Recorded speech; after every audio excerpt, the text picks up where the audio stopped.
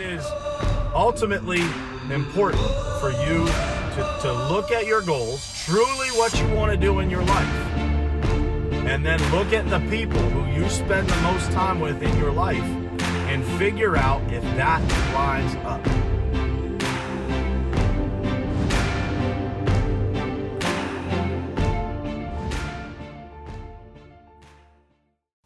What's happening? Good morning, everybody.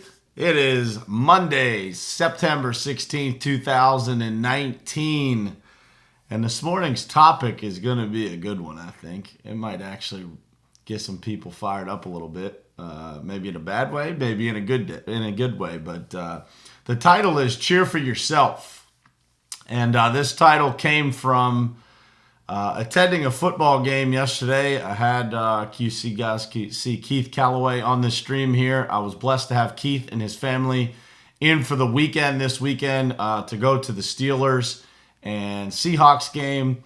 Not happy that the Steelers won, but ecstatic that those guys got to see an awesome game and enjoyed themselves. We had some great seats. Keith got some really cool footage of a video of a touchdown pass coming right at him. The dude looked right up at him, so that was cool.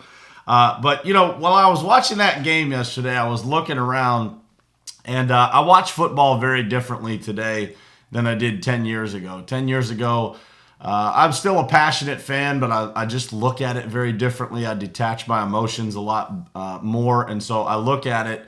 When I'm in the stands, I look at things from a completely different aspect and perspective, the title of this show. And so when we look at the title, Cheer for Yourself, it comes from this. I'm sitting in that crowd yesterday, and anybody who's been to an NFL football game has experienced this for sure.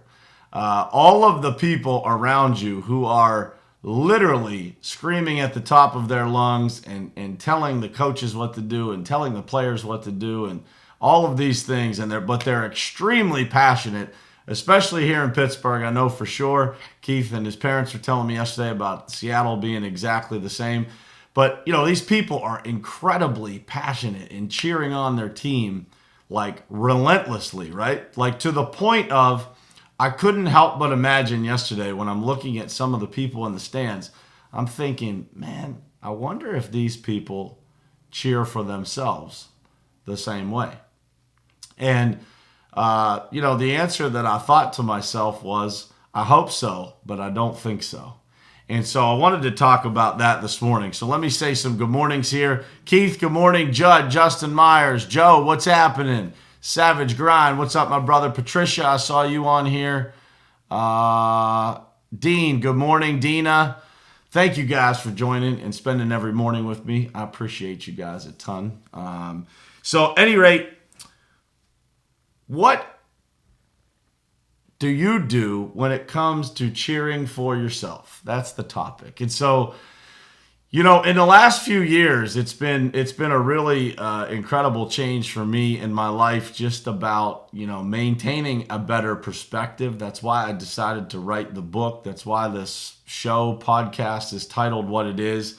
But I think that a lot of times we just kind of cruise through life, not really realizing what we have going on in the real world. We go to these games, we get so engulfed, we get so passionate about that, but yet there are things going on in our own lives that we just push to the side, that we just delay taking care of, that we, put off really facing the facts of, and we're all guilty of it, me included. When you think about, when you look around at a game or you see people posting on Facebook or you see how angry people get and how upset they get when their team loses. I wonder what would happen if they got that upset when they were losing. And that's the question you have to ask yourself, right? And so, I wanted to do this show, even though I think for some people it might be something that's really, if you're a big fan, you might take offense to this. But it's the reality, right? It's we have to cheer for ourselves as much as we would cheer for anybody else. And we have to cheer for those around us, like in our circles, in our, friends and immediate contacts. We have to make sure that we're giving people the motivation and encouragement and positivity and energy that it takes to really, really win. And so when you sit in the stands of those games or you watch on TV and you see people just get incredibly, to the depths of their souls, motivated for their teams to win. There's a specific guy that was sitting down to the right of us that was constantly just fired up and jammed about this game. He was so pumped, and his wife and son were sitting a couple rows behind him. And I've seen him on TV before, so I know he's like that every single game. And I was literally thinking to myself, man, I hope that guy cheers for himself in his life like that.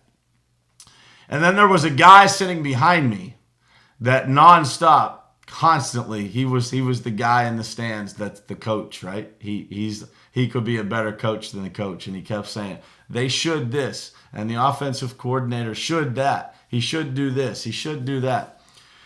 And so I kept thinking to myself when they were saying those things, I wonder what that guy should be doing.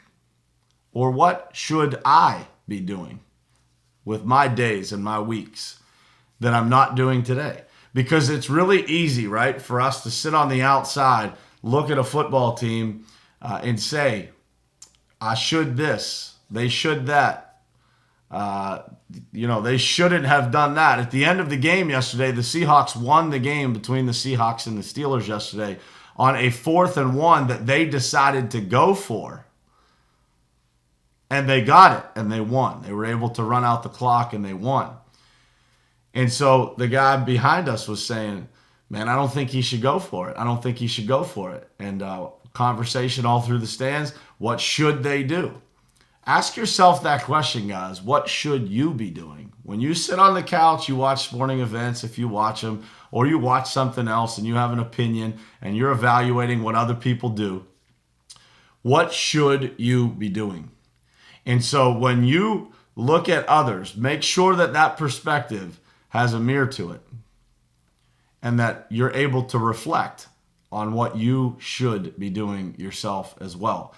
And, it's such an interesting topic to me, how people can get so fired up and so passionate about something that really, at the end of the day, guys, it doesn't matter in our own lives, right? It makes no difference to me. I'm a very passionate sports fan. I'm a passionate Steelers fan. I'm a passionate Penguins fan. I try my best to be a passionate Pirates fan. But the reality is that nothing is going to change in my life whether they win or lose. As you're exiting the stadium yesterday and you see the just faces on the Steeler fans' faces as you're walking out of there, you can't help but think to yourself, like, man, why are you taking this so seriously? You don't own the team, right? It's our city for sure. We want to support our city. We want to be, great fans to our team, and we care about that team for sure. But at the end of the day, there's a difference between being disappointed because you lost a football game and some of the looks on the faces of the people that I saw there yesterday. And again, I thought the same exact thing when I saw the faces on those people.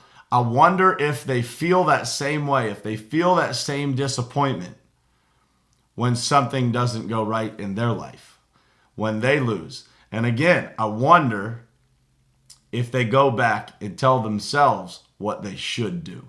Should they be going for it on 4th down or not?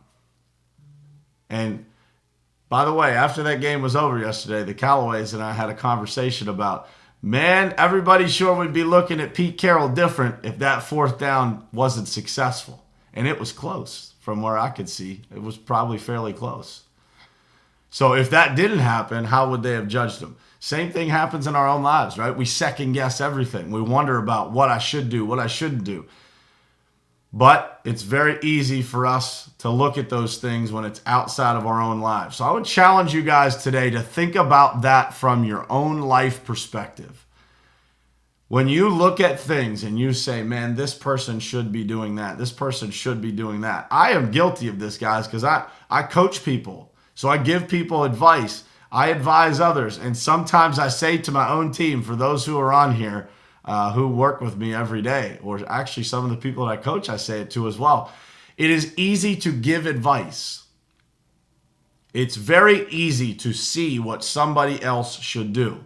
It is much, much, much more difficult to take it yourself.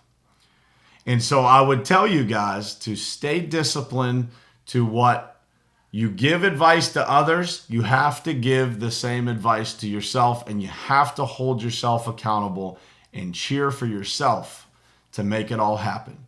Because at the end of the day, the game that we ultimately play in life, it's always you versus you.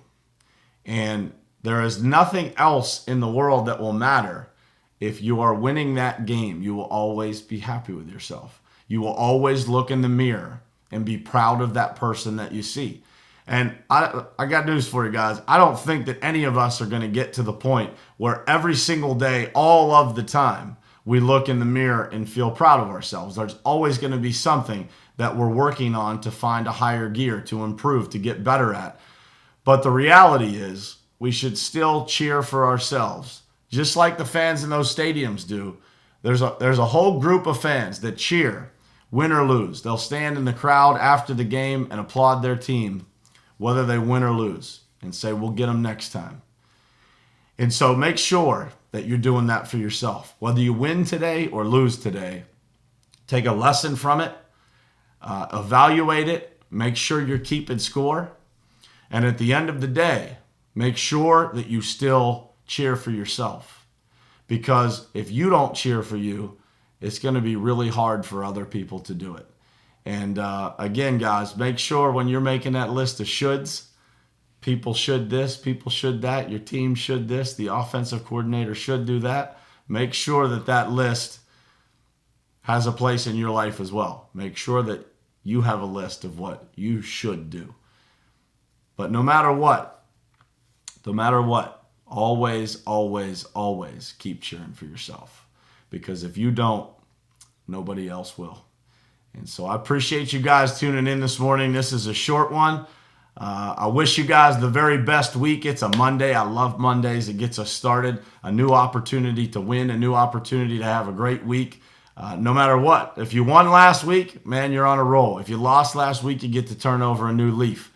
So make sure you guys start off today. Write down your goals. Set yourself in motion. Create some momentum for your week this morning. And I will see you guys again tomorrow morning here at 7:30. On another note, I don't know if he knows it or not yet, but I'm going to get Keith Calloway back on this show tomorrow morning because he is still in Pittsburgh. We're going to be hanging out for a day or so here, and he's going to jump on this show tomorrow morning live right here from the same place I do it from every single day. Keith will be in the studio tomorrow morning with me.